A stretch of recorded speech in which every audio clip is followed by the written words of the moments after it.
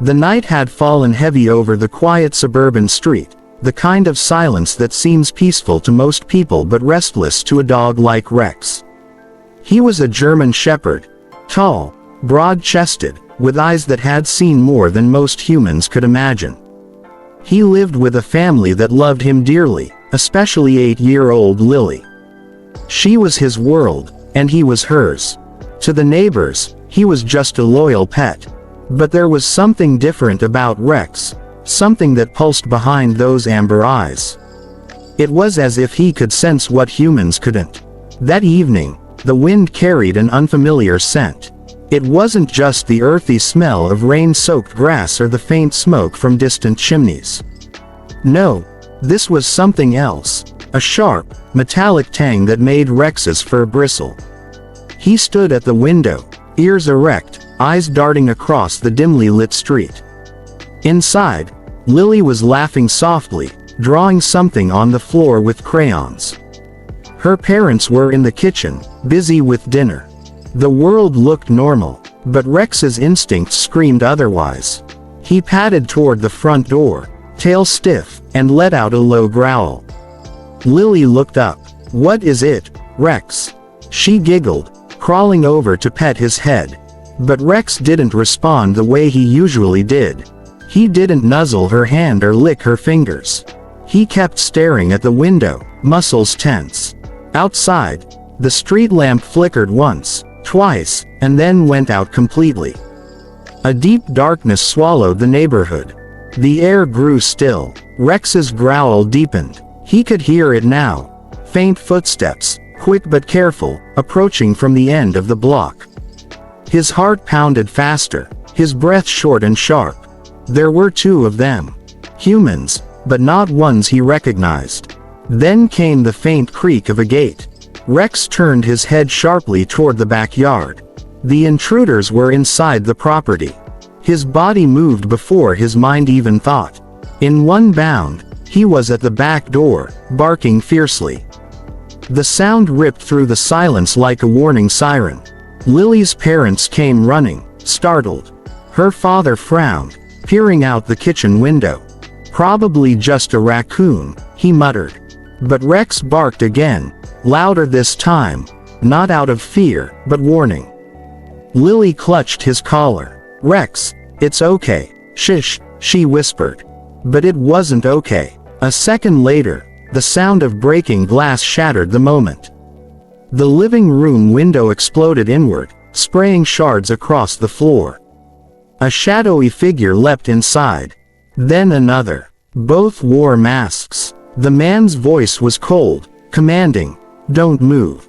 Lily screamed. Her father tried to shield her, but Rex lunged before the man could even finish his sentence. The shepherd's roar filled the room as he crashed into the first intruder, knocking him to the floor. The man yelled, slashing out with a knife, but Rex twisted, jaws locking around the man's wrist. The blade clattered away. The second intruder swung something, a metal pipe, hitting Rex across the back. Pain shot through him, but he didn't let go. The room erupted in chaos. Lily's mother was crying, her father trying to grab the phone, the men cursing and struggling. And then, in the blur of noise, one of the intruders reached out, grabbed Lily by the arm. She screamed again as he dragged her toward the door. Rex let go of the first man and turned, blood dripping from his muzzle. The moment his eyes saw Lily's small figure being pulled away, something primal took over. He lunged like lightning, slamming into the man's legs, teeth sinking into the back of his calf. The man howled, stumbling. Lily broke free and ran to her mother. Rex didn't stop. He drove the man to the floor, growling low, ready to tear him apart if he moved again. The sirens came minutes later, flashing red and blue through the shattered window. Neighbors had called after hearing the screams. The intruders were arrested, bleeding and beaten, and the family was shaken but safe. But as the officers led the men away, Rex sat quietly in the corner, his fur matted with blood, not all of it his own. His eyes followed the little girl, making sure she was safe, until she finally came over, hugged him tight, and whispered, "You saved me, Rex." That night, something changed. Lily's father couldn't stop pacing.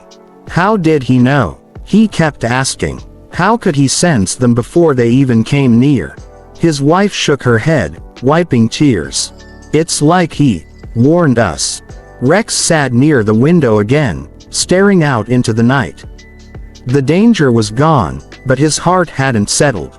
There was something bigger, something that wasn't finished yet.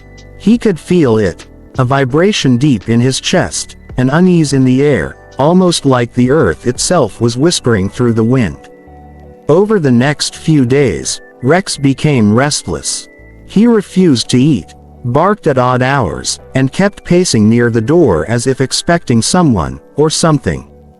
Lily tried to play with him, but he only looked at her with worried eyes. One evening, she asked softly, "What's wrong, boy?" He tilted his head but didn't move.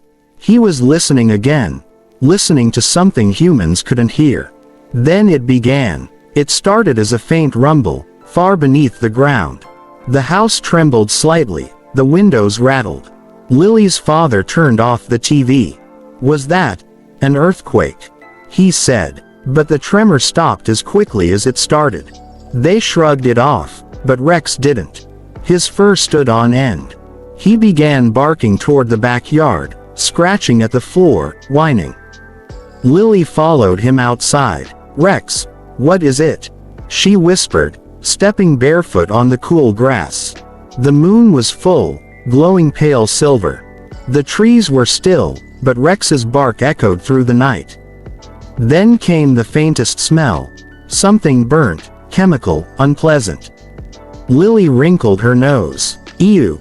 What's that?" Rex's nose pressed into the soil near the fence, then he began to dig furiously. Dirt flew in all directions.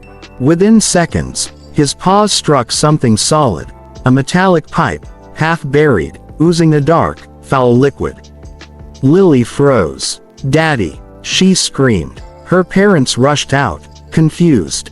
Within minutes, they realized what Rex had found, a leaking gas line. A small crack, invisible to the human eye, had been seeping toxic fumes straight toward their home. One spark, one flame from the kitchen could have caused an explosion. Rex stood beside the pipe, growling softly as if scolding it for hiding there. The family called the gas company immediately, and by the time the crew arrived, the technicians were stunned. "You're lucky," one of them said. "If that dog hadn't found it, your house would have been gone by morning." That night, Lily's mother sat beside Rex and cried softly, running her hand through his fur. "You saved us again," she whispered. But Rex's eyes weren't calm yet.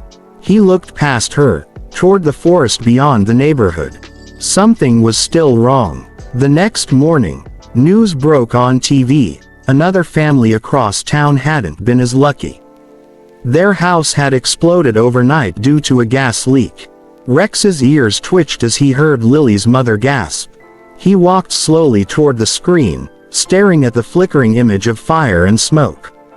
His heart thudded heavily. It was like he had felt their danger, too. Days passed, but Rex became increasingly alert, almost paranoid. He would stand for hours near the backyard fence, watching the forest edge.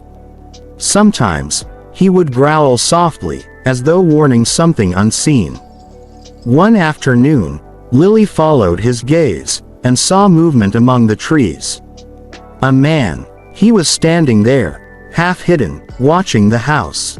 When he noticed her, looking, he disappeared into the woods. Lily ran inside, trembling.